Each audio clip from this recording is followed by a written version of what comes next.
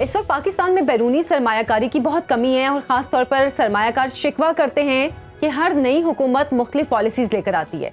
दुनिया के बाकी ममालिक में इस हवाले से क्या हिकमत अमली अपनाई जाती है और पाकिस्तान कितना मुख्तलिफ है उन हिकमत अमलियों से? आयशा, एक तो ये है कि जो ये मैक्रो स्टेबिलिटी की मैं बात कर रहा हूँ, ये एक इम्पॉर्टेंट जुज़ है कि लोग ये बिलीव करें कि पाकिस्तान में जब पैसा वो लाएंगे तो हम उनको ले जाने की भी इजाज़त देंगे। बिल्कुल। Just go back 6 to 8 months और हम यही इजाज़त नहीं दे रहे थे कि स्टेट बैंक जो है, किसी कंपनी ने पाकिस्तान में कोई डिविडेंड कमाया है और वो अपने शेयर होल्डर उसके लंदन में या ब्रसल्स में बैठे हुए हैं तो वो उनको रिपैट्रिएट कर सके। बिकॉज जो मैक्रो इंस्टेबिलिटी थी उसने हमारे डॉलर के रिजर्व्स को $3 अरब से भी नीचे गिरा दिया था। तो मैंने इसीलिए गुफ्तगू का अंदाज IMF मैक्रो स्टेबिलिटी से किया। देखिए आयशा, पिछले 10 साल का डेटा जब मैं देखता हूँ तो मैं तशवीश से ही कहता हूँ कि पाकिस्तान का जो बैरूनी डॉलर्स का इनफ्लो है वो $1.5-2 अरब से ऊपर नहीं जाता। हमारे खत्ते में ममालिक हैं जो $50 अरब या $100 अरब तक सरमायाकारी लाने में कामयाब हुए हैं। सो अगर इतना बड़ा पाकिस्तान का mines and minerals, agriculture, small and medium enterprises में आकर चीज़ों को बाहर बेचने में ये पोटेंशियल है तो इसको ज़रूर हमें जाकर लाना चाहिए। पर उसके लिए मैक्रो स्टेबिलिटी जो है वो पहला जुज़ है। ऑफ कोर्स पॉलिटिकल सर्टेनिटी एक इम्पॉर्टेंट जुज़ है। तीसरा जुज़ ये है कि हमने अपने जो डोमेस्टिक इन्वेस्टर है उसको भी एक्साइट करना है।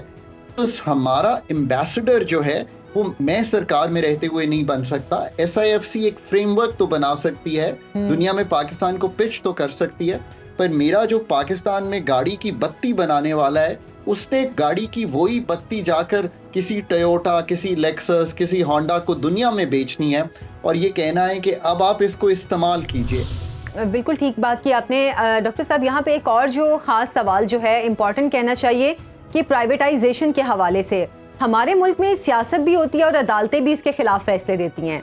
बतौर माहिर आप क्या कहते हैं कि खसारे में जाने वाले जो सरकारी इदारे हैं उन पर हमारी सियासी जमातों और इदारों की पॉलिसीज होनी क्या चाहिए?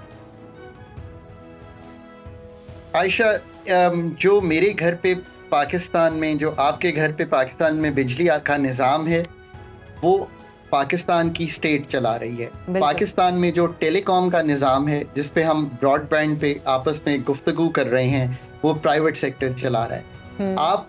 मैं कहता हूँ पूरी कौम अपने दिल पे हाथ रखकर ये मुझे बता दे कि उनको बिजली से ज्यादा तंगी है कि टेलीकॉम से ज्यादा तंगी है। तो 99% लोग ये कहेंगे कि बिजली की अनसर्टेनिटी भी है, बिजली की कीमतें भी ज्यादा हैं, पर मोबाइल सर्विस ठीक ही हो गई है, ब्रॉडबैंड जो है वो ठीक ही हो गया है और कंपटीशन की वजह से कीमत भी नीचे आ गई है। आइडियल तो कोई भी चीज नहीं होती। बिल्कुल, ये है फर्क। जब कंपटीशन क्रिएट होता है, मार्केट बनती है। पाकिस्तान में अभी भी 160 के करीब ऐसे अदारे हैं और अदारों की सब्सिडरीज हैं जो सरकार चला रही है। बहुत बड़ा एक फुटप्रिंट पाकिस्तान की जो सरकार का, चाहे वो PIA हो, इंजीनियरिंग गुड्स हो, एनर्जी सेक्टर हो, ऑयल सेक्टर हो, पेट्रोलियम सेक्टर हो, गैस सेक्टर हो, और जब हम इनको मिला जुला के एक अंदाज़ा लगाते हैं तो एक 730 अरब रुपए का नुकसान जो है हम साल में 2022 के फिगर्स जब मैं देख रहा था तो हमने किए हैं। तो ये फैसला कीजिए कि इस साल का जो 100 अरब से ज्यादा का PIA का नुकसान है ये हम अगले साल नहीं करेंगे और इसको प्राइवेट तहवील में देंगे। Ayesha, let me be clear, ये कोई मैजिक बुलेट नहीं है कि एक चीज हम प्राइवेटाइज कर देंगे तो कोई एविएशन सेक्टर या इलेक्ट्रिसिटी सेक्टर या टेलीकॉम सेक्टर ठीक हो जाएगा। उसके बाद इसको रेगुलेट करना, इसकी मार्केट क्रिएट करना, इसमें कंपटीशन लाना, ये सब काम जो है ये पॉलिसी और रेगुलेशन सरकार का ये काम रहेगा। सरकार छोड़ के कहीं चली नहीं जाएगी या सो नहीं जाएगी। सो लोग बिल्कुल इससे ऐसे खाइफ भी ना हो और बददिल भी ना हो कि हम प्राइवेट तहवील में बेच देंगे।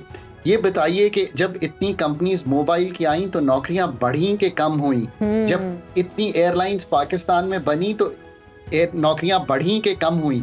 इसका जवाब तो मुस्बत में ही है ना। ऐसे ही, और अगर हमें सलाहियत होती चलाने की तो मैं आज ये ना कहता कि 2750 अरब रुपए का नुकसान जिसको सर्कुलर डेट आप कहती हैं उसको नुकसान कहिए, ये बैठा है पावर सेक्टर, और 2900 अरब रुपए का सर्कुलर डेट या नुकसान किए बैठा है गैस सेक्टर। खुदारा इसको करने के लिए भी, पर इसको तरीके से कीजिए।